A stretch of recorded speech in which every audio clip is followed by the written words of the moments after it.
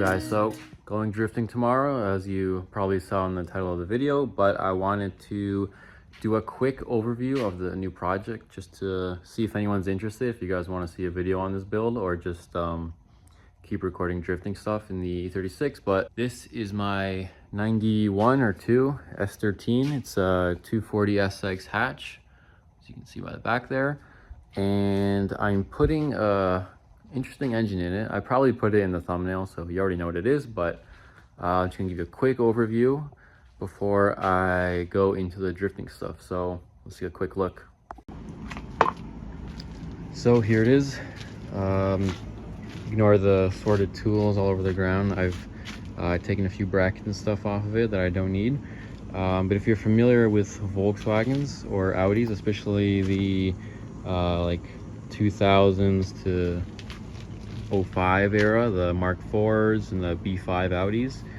This is out of a Passat, actually, a Volkswagen, but it would be the same engine you find in an all-wheel drive Audi. So it's the 1.8T, but the longitudinal version, so not the front-wheel drive version you'll see in the Jettas and stuff. That's why it has this super weird intake manifold. I actually prefer the front-wheel drive intake manifold because it has the throttle body about here. It looks a lot nicer, so I might ditch this, I might not. When I get it in the car, I'll check clearances and stuff and see if I'm gonna stick with this or do something better. But yeah, it's a I don't know exactly what it is as far as engine codes go, because it's just the like low power version with the KO3. You see down here, I'm not gonna be using this, so yeah, that's coming off for sure. I'm gonna do probably a top mounted like ram horn style manifold similar to my SR20 back there. And then yeah, I gave it a quick clean, but it's obviously still super dirty. It's just like a scrapyard engine, so don't need to do much because it's already like an all-wheel drive version. Just gonna do a trans adapter, and the oil pan's already front sump. So with the 240s, you want front sump pans to clear the subframe. I'll show you the subframe in the car in a second, just so you can get a kind of an idea of what we're doing here. But yeah, oil filter might have to get relocated. I'm gonna see if I can build the mounts to kind of snake around and see if we have clearance. It's not a big deal. I'd like to keep it stock if possible, but it is kind of huge in the way, so most likely relocate it, but I'll see if it fits anyways. I did not paint this bay, it just came like this, so I don't know if I'll keep the purple or not. Still deciding, but yeah, essentially because it's front sump, it'll fit pretty nicely in there. I shouldn't have any clearance issues. And then yeah, it just needs like a trans adapter, figure out if I want to keep that intake manifold. Obviously I'll do all the fabrication myself, so it shouldn't be a big deal. And then yeah, slap a turbo on it, see how high we can go. Maybe go with a link or an ECU master. That I might have to do rods to hold the power. I'm aiming for about 350, 400, but we'll throw in the stock setup and see how it goes from there.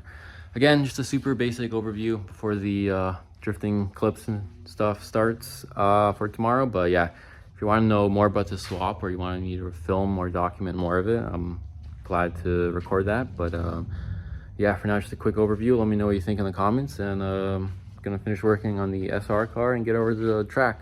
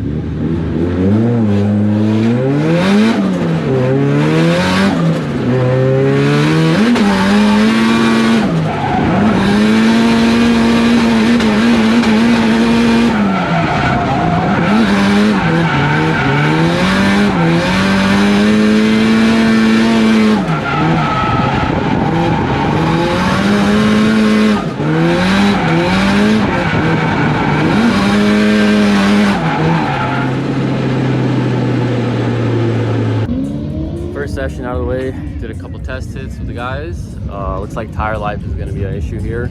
I went through, I think, half a set almost. That was just 2 laps. Not really beating on it too hard. So yeah, we'll see. Might just not drive too much today. There's no tire machine around, so unless we can find one, I'm just going to take it easy for the rest of the day. Just do a lap every like 30 minutes or so and just chill. But yeah, so far so good, and we'll get back out there in a second.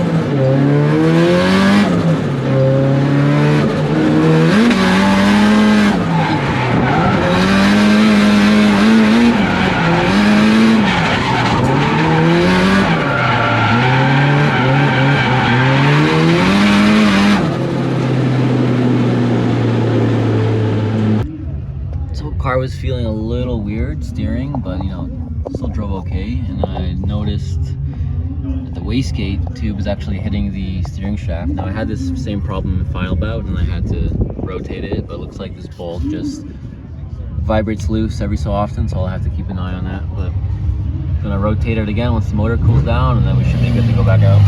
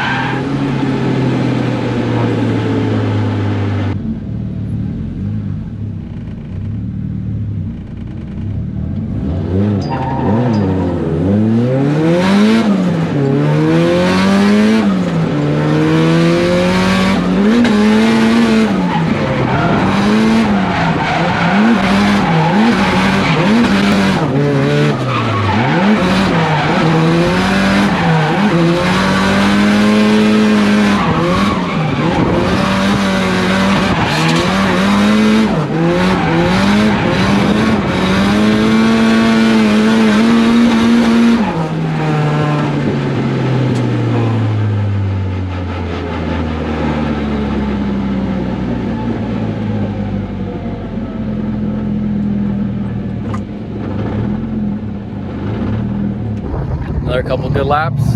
Boys are getting used to the track. Had a bit of smoke coming out of the engine bay, so we looked in here and it's actually the return line, the drain, the heat sleeve over it is touching the wastegate. I'll show you here, but it caught fire a bit and we just took it out. But I didn't need a fire extinguisher or anything, which is a small one. But now I gotta fix this too, so more waiting around for it to cool down.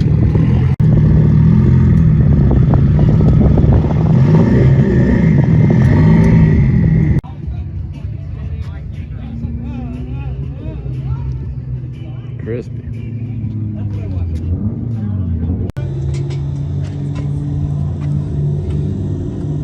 How's it going? It's going. You almost got it? No, I gotta cut it. Look at that.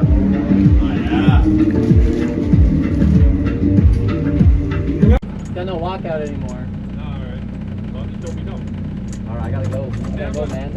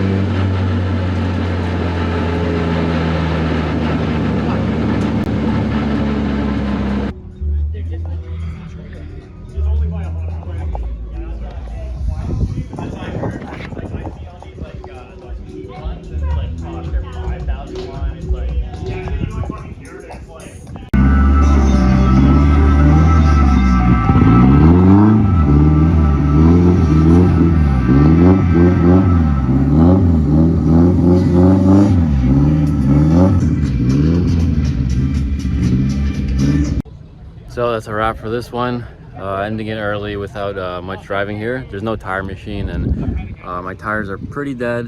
Had a little bit of a bump in that last run, but everything's okay. Wrapping it up here, and I guess I'll see you guys in the next one.